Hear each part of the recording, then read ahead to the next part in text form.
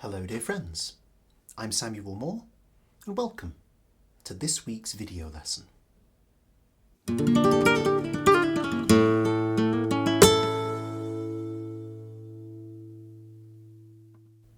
Today I'd like to talk about llamadas in the context of the palo Alegría.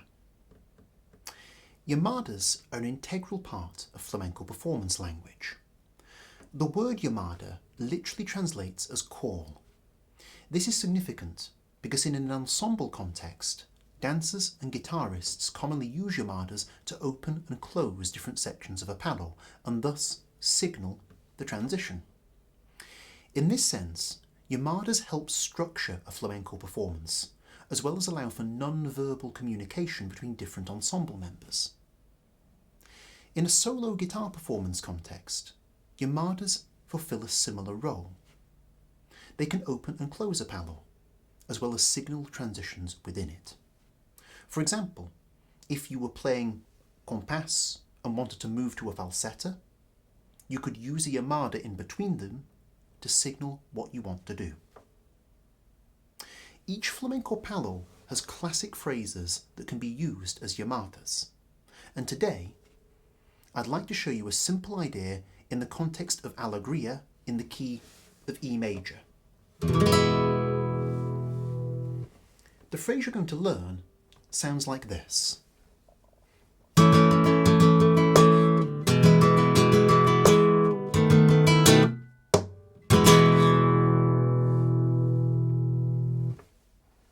And here it is one more time, but with me counting the numbers.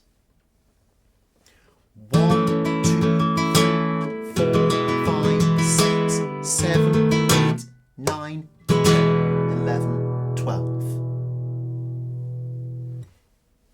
So before we talk about how to use that phrase, let's take a moment to learn it. In many respects, this is quite a simple phrase. On beats 1, 2 and 3, you're playing the A major chord, voiced like so.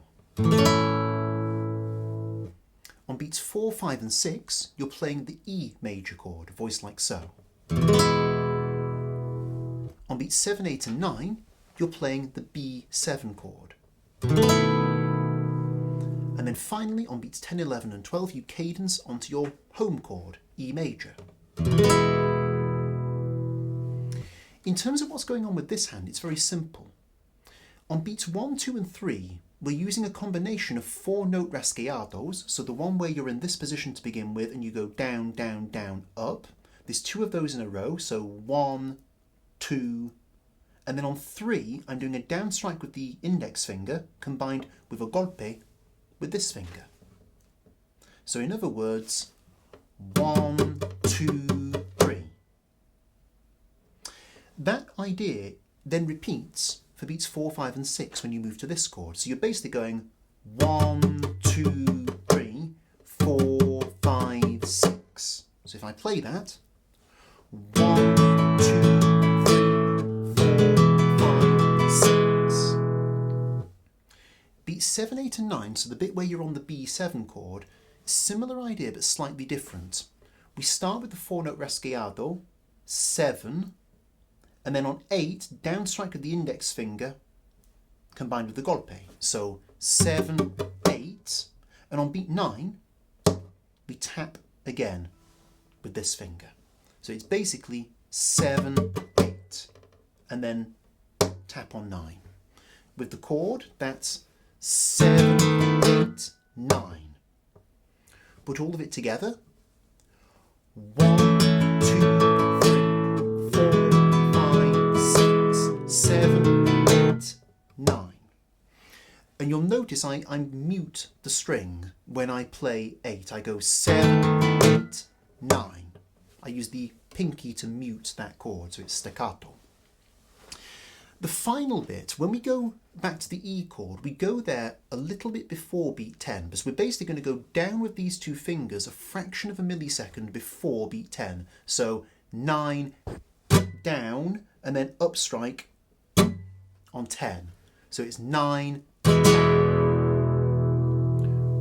Put all that together and you get this. 1, 2, 3, 4, 5, 6, 7.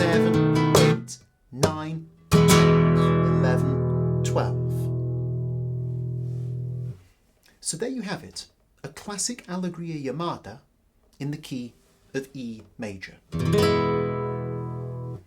So having now learnt that phrase, let's talk about how you would use that in a practical context when performing. Naturally, there are many ways in which llamadas can come into play in a palo like Alegría. But here's a really simple way that you can take into your playing. Let's say you're playing compás and you want to go to a falseta. You could use a llamada to signal the transition between the two. So let me quickly demonstrate that. I'm going to play a couple of cycles of Alegría compás, a llamada to signal that I'm going to do something else, and then a simple falseta. Here we go.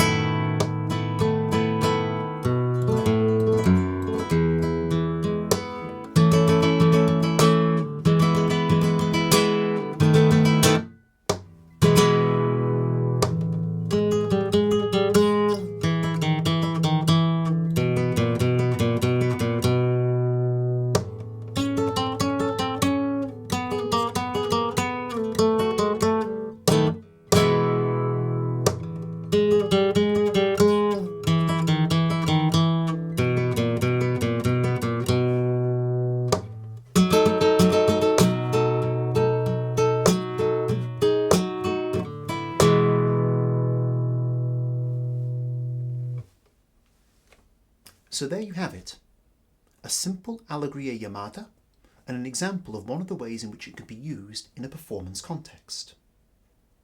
If you've enjoyed today's video, please subscribe to my YouTube channel and hit the bell icon to receive notifications. There'll be more videos just like this one coming soon. For now, however, I leave what you've just learnt in your capable hands.